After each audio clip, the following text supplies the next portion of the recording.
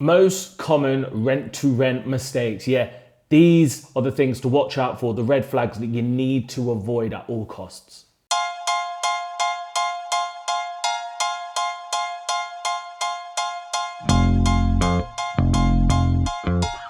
Most common rent-to-rent mistakes. I speak to people about rent-to-rent all the time, and I thought I would share with you the 5 red flags you need to mind out for when you're starting in rent-to-rent, or even if you are carrying on in rent-to-rent. Don't do these.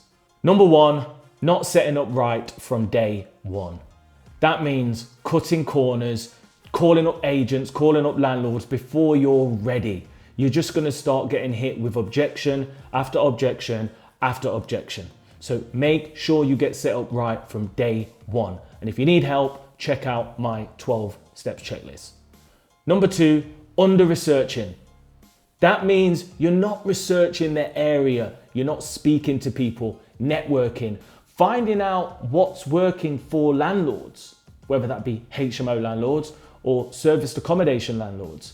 Find out where the voids are, find out where the niche is, find out which areas are better performing, and then attack those. I actually managed to find a niche in my area that landlords were unable to get to because the property prices were too high. Well, that's fine with me, I'm not buying them. Number 3, rushing into the wrong deals. I know a lot of you will want to get your first deal, or you'll want to get more deals to hit your goals, but the worst thing you can do is rush.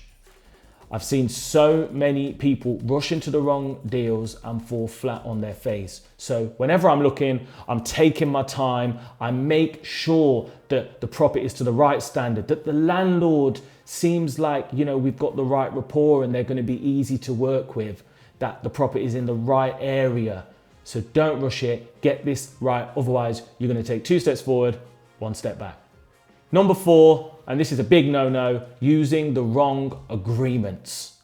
And I know so many of you might have downloaded an agreement from X person, or John on Facebook said, oh, I did a rent-to-rent course once, use this. Hell no, don't do it. You're messing around with, potentially big risks here. Rent-to-rent's not easy. I'll be honest with you, it's not easy, but the agreements will at least safeguard you. So take your time, make sure you've got the right termination clauses, right break clauses, and all that stuff. And finally, and I see this all the time, you're not getting the refurb right. Now, we want to get the balance. We don't want to spend too much on rent-to-rent refurbs, but if we don't spend enough and we don't hit the market right, you're going to have empty properties, voids, and you're not going to be able to guarantee the rent. So big tip here, don't try and save too much money, recycling old sofas, trying to keep carpets that are dog stained and just rubbish. Do it from day 1, you've got the property for 5 years, and then you're going to be good to go.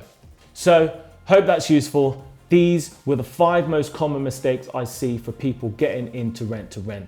So try and cut them out and you'll smash it.